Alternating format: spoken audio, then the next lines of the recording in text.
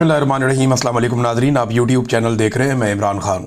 सबसे पहले अभी एक वाक़या पेश आया रात गए, जब मैं ये वीडियो रिकॉर्ड कर रहा हूँ, आप सुबह के वक्त सुन रहे हैं और आज मंगल का दिन है, इमरान खान साहब की मुलाकात का दिन भी है। तो रात गए हयाताबाद में, पेशावर में, जो अब तक मेरे पास इत्तलात आई हैं मुबैना तौर पर खुर्रम ज़ीशान जो सेनेटर हैं पाकिस्तान तहरीक इंसाफ के, इन्होंने DGI-SPR को बड़ा सख्त रद्द-ए-अमल दिया था उस प्रेस कॉन्फ्रेंस के नतीजे में। और उसके बाद जब फैसल वाडा ने कीचड़ उछाला तो फैसल वाडा ने कहा कि ये दहशतगर्द है, इसको दहशतगर्दों की तरह डील किया जाएगा। फैसल वाडा ने इन्हें धमकी दी थी और बराह रास्त टीवी चैनल पे बैठकर धमकी दी थी कि इसको अब दहशतगर्दों की तरह डील किया जाएगा और ये दहशतगर्द है। धमकी किसी और ने नहीं दी। और उसके जवाब में खुर्रम ज़ीशान ने फैसल वाडा से कहा कि बेटा मुझे मिलना, और इन्होंने भी उन्हें सख्त अल्फाज में जवाब दिया। अब फैसल वाडा साहब की धमकी के बाद हुआ ये है कि पेशावर में खुर्रम ज़ीशान साहब का घर है हयाताबाद, वहाँ पे फायरिंग हुई है रात गए 2:30 बजे का वक्त बताया जा रहा है। को 25-30 लोग आए, 5 के करीब डबल केबन थे। ऐसा दहशतगर्द तो नहीं करते इस तरह से, उनका तो तरीक़ाकार और होता है, वो इतने 20-25-30 लोग वो नहीं भेजते। तो जो इतला उनके घर से या उनके आसपास से मिली है, जो उनके अपने सिक्योरिटी गार्ड बता रहे हैं, एक उनका सिक्योरिटी गार्ड ज़ख्मी भी हो गया। वो बता रहे हैं जी जो लोग आए उन्होंने अंधाधुंध फायरिंग शुरू कर दी घर के ऊपर। उन्होंने अंदर घुसने की कोशिश की, गार्ड्स ने अंदर नहीं आने दिया और उसके बाद फायरिंग शुरू हो गई और इतनी अंधाधुंध फायरिंग की गई कि वो कहते हैं जी घर के अंदर भी गोलियां लगी हैं। ये खुर्रम ज़ीशान साहब का घर है, वो सेनेटर हैं। पाकिस्तान के अंदर जो सेनेटर हैं वो टोटल 100 के करीब होते हैं, 100 सेनेटर होते हैं और ये पाकिस्तान के चुने हुए लोग होते हैं। हर पॉलिटिकल पार्टी अपने बेहतरीन लोगों को सेनेटर बनाती है। अब देखना यह है कि सेनेट ऑफ पाकिस्तान इसके ऊपर क्या करती है, इसके ऊपर कितनी आवाज़ उठाती है और कितना शोर मचाती है। वैसे तो पार्लियामेंट हाउस के ऊपर भी अटैक हुआ, पार्लियामेंट के अंदर घुस गए नकाबपोश, वहाँ से MNAs को उठाकर ले गए, पार्लियामेंट लॉजेस में घुस गए, वहाँ से उठाकर ले गए। एक सेनेटर एजाज चौधरी, वो लगभग 2 साल तक जेल के अंदर रहे, उनका भी प्रोटेक्शन ऑर्डर जारी किया गया, लेकिन उन्हें सेनेट में बुलवाया नहीं जा सका कि वो आगे कोई तकरीर कर देंगे, कोई बात कर देंगे।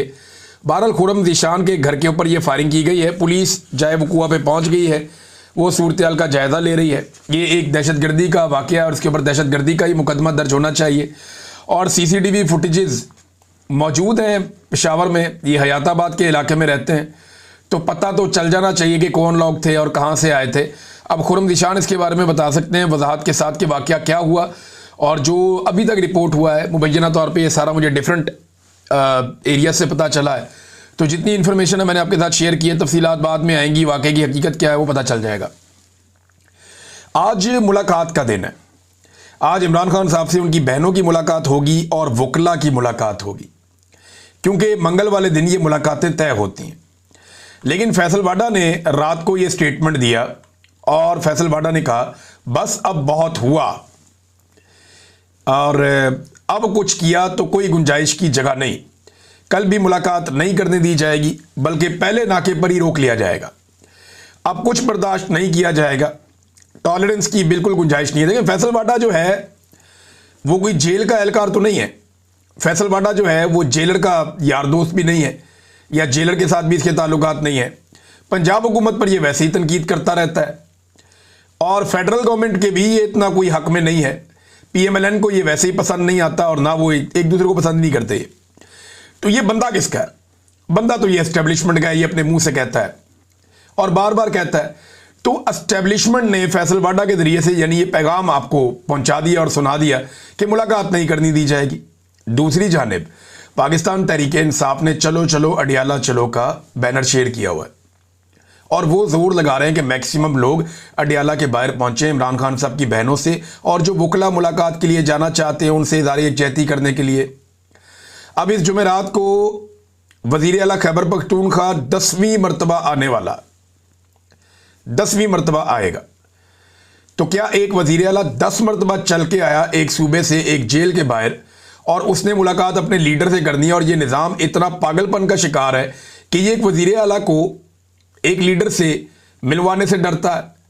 हालांकि अब तो मिलवा देना चाहिए, अब तो काम भी निकल गया जिस काम का एक खदशा। देखे ना, इमरान खान साहब ने कोई ज़हनी मरीज का लफ्ज़ पहली दफ़ा तो इस्तेमाल नहीं किया। ये मैं आपके सामने रख देता हूँ फैक्ट।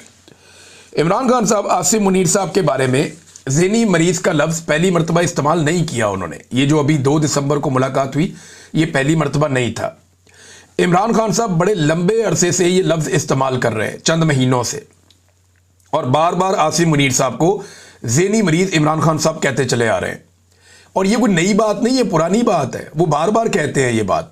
नवंबर के ट्वीट के अंदर भी ये था, उससे पहले भी ये था, अक्टूबर में भी कहीं ये स्टेटमेंट आया था। लेकिन सवाल ये पैदा होता है कि पहले गुस्सा क्यों नहीं आया और अब गुस्सा क्यों आया। तो गुस्सा बड़ा सियाना है। गुस्सा इंतज़ार कर रहा था कि नोटिफिकेशन हो जाए, गुस्सा इंतज़ार कर रहा था कि ताहयात इस्तिस्ना मिल जाए, आईनी तरमीम हो जाए, ताहयात मुराद मिल जाए, नौकरी पक्की हो जाए, हर चीज़ महफूज हो जाए, सारा काम कंट्रोल में आ जाए, उसके बाद गुस्सा आएगा। तो गुस्सा इंतज़ार कर रहा था अपने काम मुकम्मल होने के। ये बड़ी अजीब बात है ना, गुस्सा बड़ा सियाना है। जो नॉर्मल आदमी है ना, उससे गुस्सा गुस्से वाली बात पे आता है। अगर तो इमरान खान साहब के ज़हनी मरीज कहने के ऊपर किसी को दिक्कत थी तो वो बहुत पहले हो जानी चाहिए थी। लेकिन इंतज़ार किया गया कि नोटिफिकेशन आ जाए, उसके बाद इमरान खान साहब को वापस ज़हनी मरीज भी कहा जाएगा, उनके वज़ीर आला को कुत्ता भी कहा जाएगा, और बहुत सारे और स्टेटमेंट जो है वो इसके साथ जोड़ दिए गए। अब मुलाकात का दिन है। इमरान खान साहब की मुलाकात के बारे में ये शुनीद है कि मुलाकात नहीं करवाई जाएगी, बल्कि राणा सनाउल्लाह साहब ने एक बात की टीवी चैनल पर बैठ के। उन्होंने कहा कि इमरान खान के खिलाफ गद्दारी के मुकदमे का इम्कान रद्द नहीं करता मैं। गद्दारी के आर्टिकल 6, इमरान खान पे आर्टिकल 6 कैसे लग सकता है? एक चीज थी जिसके बारे में बार बार कहते थे कि कासिम सूरी को हम पकड़ेंगे, कासिम सूरी को पकड़ के उसको जबरी तौर पे लापता करना था। ये जो पहले प्लान था वो मैं आपको बता देता हूं। पहला प्लान ये था कि कासिम सूरी को किसी तरह भी जबरदस्ती पकड़ना था और पकड़ के जबरी तौर पर उसको लापता करना था, और कासिम सूरी के जरिए से इन्होंने कोशिश करनी थी गद्दारी का मुकदमा इमरान खान साहब के ऊपर भी बनाया जाए, क्योंकि वो जो एक रूलिंग दी हुई थी डिप्टी स्पीकर के तौर पे उन्होंने, तो वो वाला मामला तो हो नहीं सका। कासिम सूरी साहब जो है वो काफ़ी अर्सा पाकिस्तान में रुके, फिर जब उन्होंने देखा कि पानी सर से ऊपर जा रहा है और अब उनका पाकिस्तान में रहना इमरान खान के लिए और उनके लिए भी खतरे में है, तो वो पाकिस्तान से चले गए। तो कासिम सूरी तो इनके हाथ लगे नहीं, इस बात की इन्हें बड़ी तकलीफ है। और काजी फायद ईसा जो है वो चिल्लाते रहे बार बार अदालत के अंदर खड़े होकर, कासिम सूरी को लेकर आओ, कासिम सूरी को लेकर आओ। तो काजी फायद ईसा ने इन सबको बताया हुआ था कि कासिम सूरी को ले आओ, मामला मैं हल कर दूंगा।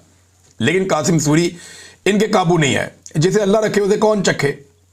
और ना सिर्फ कासिम सूरी खुद काबू नहीं आए, बल्कि बाद में कासिम सूरी साहब ने मुझे भी निकलवा दिया पाकिस्तान से मदद करके। उनकी बड़ी मेहरबानी, उनकी सारी ज़िंदगी उनका मैं शुक्रिया अदा करूंगा। तो क्योंकि मुझे आइडिया है कि मेरे साथ पाकिस्तान में क्या होने जा रहा था।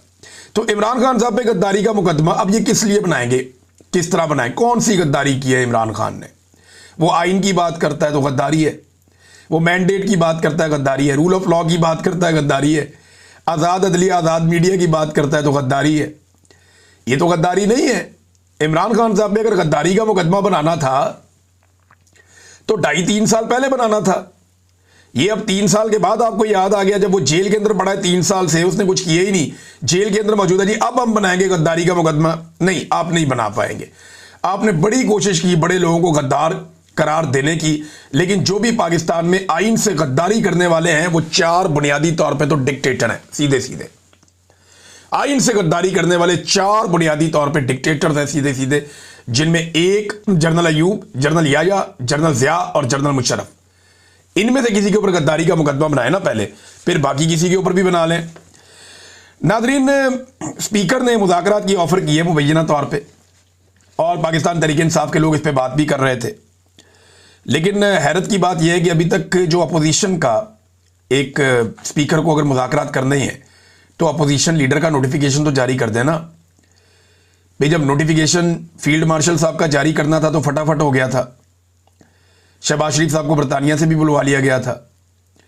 लेकिन एक नोटिफिकेशन है इतने लंबे अरसे से अटका हुआ है अपोजिशन लीडर का, महमूद खान अचकज़ई को इमरान खान साहब ने नॉमिनेट किया हुआ है, वो अभी तक नोटिफिकेशन ही नहीं हुआ। और ये वही महमूद खान अचकज़ई हैं जिन्हें पिछली मरतबा पीडीएम की जमातों ने अपने साथ रखा हुआ था जमहूरियत का लारा लगा के, और उसके बाद ये फौजी ट्रक में सवार होकर सारे के सारे असेंबली में पहुंच गए फॉर्म 47 लेकर, और महमूद खान अचकज़ई के सामने पूरा पोल भी खुल गया। तो अब जो अचकज़ई साहब हैं इनको नोटिफिकेशन जारी नहीं किया जा रहा। इसके ऊपर जो अपोजिशन है पाकिस्तान तहरीक इंसाफ, उन्होंने एक पार्लिमानी एक मीटिंग भी की है जो पार्लियामेंट के अंदर इनकी होती है। वहां चंद चीज़ों के ऊपर उन्होंने गौर किया। एक तो राणा सनाउल्लाह ने एक ऑफर की थी कि एक पार्लियामेंट्री कमेटी बना देते हैं, इमरान खान साहब की जेल सहूलतों का जायजा ले लेते हैं। उन्होंने कहा जी बिल्कुल ठीक है, बनाओ, इधर से फंसते हैं इधर से फंसाओ। उन्होंने कहा राणा सनाउल्लाह को इसके अंदर शामिल करें और बाकी लोग जो है पाकिस्तान तहरीक-ए-इंसाफ सेनेटर्स के, कौमी असम्बली के अरकान के और वकला के नाम दें, ताकि इमरान खान साहब तक के लिए रसाई और रास्ता तो खुले ना। राणा सनाउल्लाह साहब खुद भी जाना चाहते हैं तो जाके देख लें, उन्हें आइडिया हो जाएगा। लिहाजा फौरी तौर पे पाकिस्तान तहरीक-ए-इंसाफ ने मुत्तफ़िका तौर पे इस बात को तस्लीम कर लिया कि जनाब इसको हम कर लेते हैं। इसके अलावा नादरीन एक चीज़ मैं आपको और बताऊं कि आइन का एक और आर्टिकल है 234। वैसे ये जो इमरजेंसी के हवाले से आर्टिकल्स हैं ये 232 से लेकर 237 तक है। यानी पाकिस्तान में जब इमरजेंसी लगाई जाती है किसी सूबे में तो इमरजेंसी के लिए ये सदर का इख्तियार होता है। उसके बाद ये जो पार्लियामेंट है उसका बड़ा इंपॉर्टेंट रोल होता है असम्बली का। तो इसका तरीक़ाकार ऐसा है कि आप लंबी मुद्दत के लिए इमरजेंसी लगा नहीं सकते। आइन के अंदर आप लंबी मुद्दत के लिए इमरजेंसी नहीं लगा सकते, और अगर आपने लंबी मुद्दत के लिए इमरजेंसी लगानी है तो आपको जाना पड़ेगा उसी असम्बली के पास। अब खैबर पख्तूनख्वा में जो असम्बली है वहाँ अक्सरियत पाकिस्तान तहरीक-ए-इंसाफ की है, तो वहाँ तो ऐसा हो नहीं सकता। गवर्नर राज लगाएं ये भी तो ये काबू नहीं कर सकेंगे मामला। तो अब मुबैना तौर पर यह पता चला है कि 28वीं आइनी तरमीम के अंदर जिन मज़ीद चीज़ों को तब्दील किया जाएगा उनमें एक चीज़ ये आर्टिकल 232 से 237 तक इसके बीच में छेड़छाड़ करेंगे और कुछ इख्तियारात जो हैं वो दे देंगे आइनी अदालत को कि अब ये आपके पास इख्तियारात हैं, छोड़ें पार्लियामेंट को, छोड़ें असम्बली को। उनके इख्तियारात ऐसा लगता है कि अब ये ख़त्म करने जा रहे हैं और इस बुनियाद के ऊपर अब ये कोई एमरजेंसी का रास्ता निकाल रहे हैं कि लंबी एमरजेंसी लग जाए। भाई लंबी एमरजेंसी लगाएं, छोटी इमरजेंसी लगाएं, फॉर्म 47 की हुकूमत बनाएं या गवर्नर राज लगाएं या पाकिस्तान में सदारती निज़ाम लाएं या पूरे पाकिस्तान में मार्शल लॉ लगा लें, मुल्क नहीं चलना।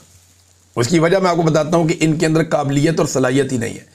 पाकिस्तान में इस वक्त लूट मार मची हुई है। मेरी बहुत सारे लोगों से बात हुई और मैं जिम्मेदारी के साथ आपको यह कह रहा हूं, बहुत सारे सीनियर लोग हैं और आज की तारीख आप नोट कर लें। यह बात मैं आपको कर रहा हूं 9 दिसंबर को। 9 दिसंबर को मैं आपको ये बात बता रहा हूँ। मेरी काफ़ी लोगों से कल के दिन में बात हुई, वो सारे सर पकड़ के बैठे हुए हैं कि जनाब लोग पाकिस्तान से भागना चाहते हैं। इन्होंने एक जंगले में कन्वर्ट कर दिया इस मुल्क को।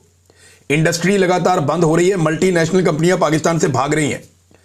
लोग अपना प्लॉट बेचना चाहते हैं, अपनी ज़मीन बेचना चाहते हैं। 70% 60% पैसे पे भी नहीं बिक रही। जो 1 करोड़ का प्लॉट था वो आज 60 लाख का हुआ है। इसके बावजूद बायर मौजूद नहीं है मार्केट में। बेचने के लिए ज़्यादा चीज़ें मार्केट में पड़ी हुई हैं, ख़रीदार नहीं है। लोग पैसा निकालने के लिए तैयार नहीं है। लोग पैसा लेकर पाकिस्तान से बाहर जाना चाहते हैं और अब लोग खाली वैसे पाकिस्तान से बाहर नहीं जा रहे कि नौकरी करने चले जाएंगे। लोग अपनी चीज़ें, घर चीज़ें बेच के लोग अब पैसा लेकर पाकिस्तान से बाहर जा रहे हैं कि निकलो बाहर जाके किस्मत आजमाते हैं। पाकिस्तान के अंदर अब कोई हाल नहीं है। और ये सारा कुछ किया किसने? हुकूमत ने किया। ये 4 साल जो सियासी अदम इस्तेहकाम इस मुल्क के अंदर इन्होंने रखा, जुल्म और ज़बरदस्ती के साथ लोगों की आवाज़ को दबाया, ये उसका नतीजा निकल रहा है। मैं आपके सामने एक चीज़ रखता हूं ना, ये जरा आप गौर से देखें। सिर्फ चंद लोगों ने गंदम के जो पाकिस्तान के अंदर ज़खायर है ना, उनके ऊपर इस वक्त कंट्रोल किया हुआ है। कैसे किया हुआ है? इमरान खान के दौर में एक पॉलिसी बनी थी, इन्होंने कोई 900 के करीब कुछ स्टोर बनाने थे, बहुत बड़े बड़े, पंजाब के हर इलाके में जहां गंदम होती है, और बैंकों ने उसके लिए पैसा देना था। सूद सिर्फ गवर्नमेंट ने देना था, बाकी सारा बैंकों ने खुद ही करना था। और ये किसानों से फिर उन्होंने गंदम खरीद के वहां स्टोर करनी थी और किसान को गंदम जैसे जैसे बिकती वैसे वैसे मुनाफा मिलता और बैंक जो है वो अपना थोड़ा सा एक सूद ले लेता उसमें से। तो ये एक ऐसा सिस्टम था जिसमें बैंक छोटा सा मुनाफा लेके किसान को एक बड़ा मुनाफा मिल जाता। यानी गंदम की जो प्राइस है उसमें 15% से 20% का इजाफा हो जाता है हर साल।